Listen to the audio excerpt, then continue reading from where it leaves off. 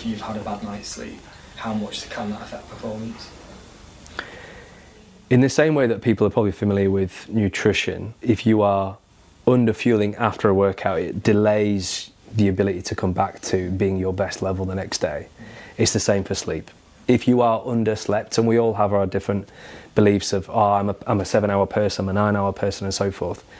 If you're not at bare minimum achieving that for you, that you know brings you to a level of I'm alert, emotionally in control of where I want to be, and I can do all the things that my life throws at me, you are going to struggle.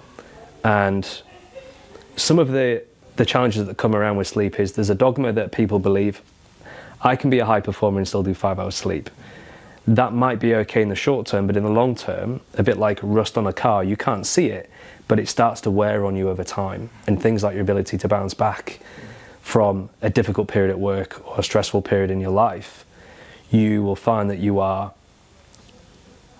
less creative in your thinking, more emotionally charged, and struggle to problem solve as effectively as you'd like to do. And that starts to become a habitual cycle that you get stuck in because you believe that I minimum sleep and I can still do all these high-end outputs. You tend to see, certainly there's a lot of evidence that shows that if you are underslept, let's say less than 7 hours a night on average, your speed of cognition changes, your emotional regulation starts to change, your ability to retain information, definitely short-term information, isn't as effective, and your ability to focus changes. So if we're looking at the case of an F1 driver, for example, they need to be coming into a corner at over 200 miles an hour, be able to spot an apex effectively, so have a very quick sense of where their body's in time and space. That starts to get hindered if you are underslept chronically. And then you can imagine if you're making errors corner after corner, how that would start to play from an anxious point of view and a stressful point of view, because lap time suddenly isn't there.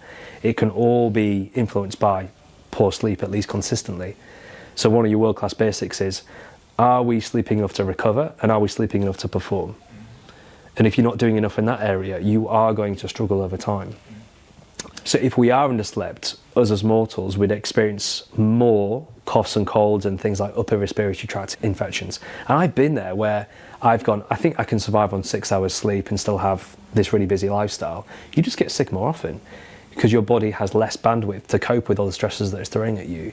So sleep literally is your battery, your lifeline for coping with lots of stress, a busy work-life balance, and being physically, emotionally available for the people that you care about. That is the cornerstone of all of that.